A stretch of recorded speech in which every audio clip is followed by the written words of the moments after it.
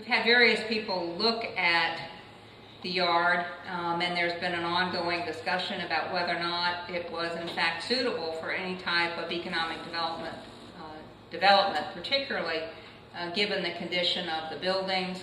And we know that the smokestack continues to deteriorate as we see more and more bricks falling, and so it was the council's suggestion that we have a structural analysis by a structural engineer, and so Mr. Brash was contracted for that purpose.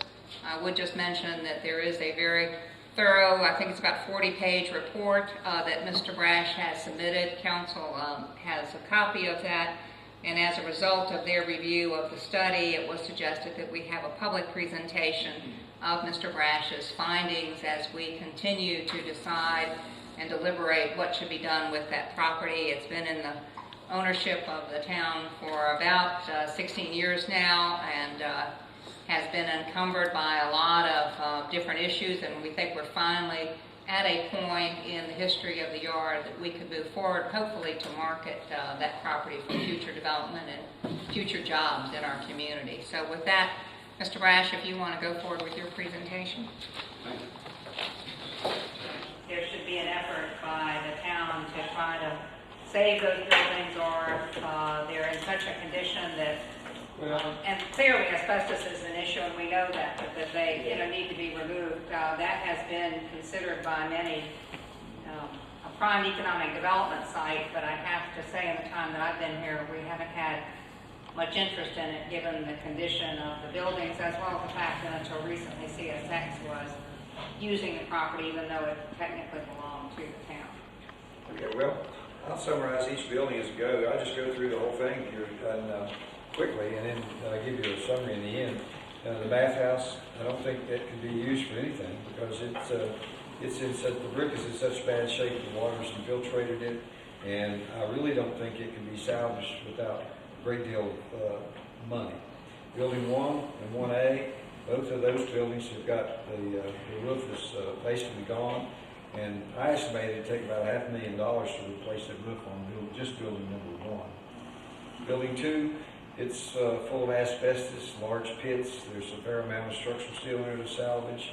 Number 3, same thing, has large pits in there that were used to service vehicles, and that was the building that also was being used to service electrical equipment.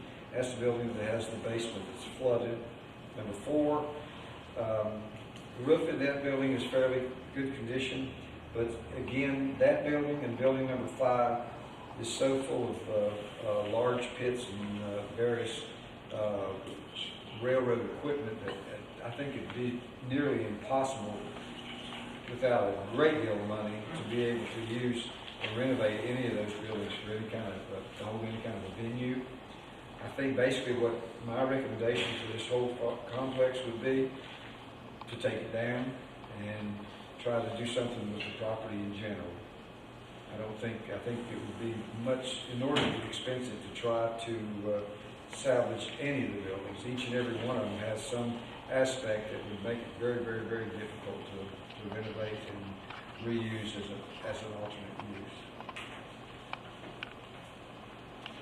And for the salvage steel and whatever that they could get, they would be willing to take these buildings down, or is it an expense that the town is going to have to? Building the bathhouse, building 1, 1A, and 6, and number 3 probably don't have enough steel in them to entice a company to tear them down for the steel. But building 4 and building 2 and building 5 does. So I think those buildings there, if steel prices continue to rise, and my understanding that they've risen quite a bit in the last couple of years from where they were a few years ago, that if you can find a company that's willing to tear these things down or salvaging the steel, I would recommend to go ahead and do that. But they would only be interested in buildings 2, 4, and 5. Is that what you're saying?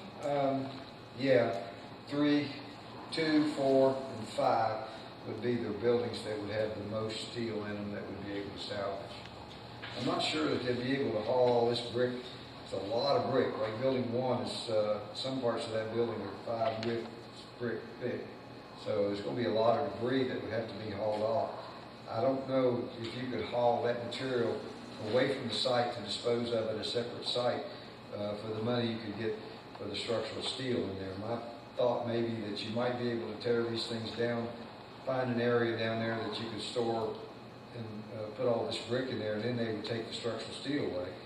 I'm not real sure that you'd have enough money for the steel to be able to haul all that brick somewhere away from the site. That's the problem. There's a lot of weight in there.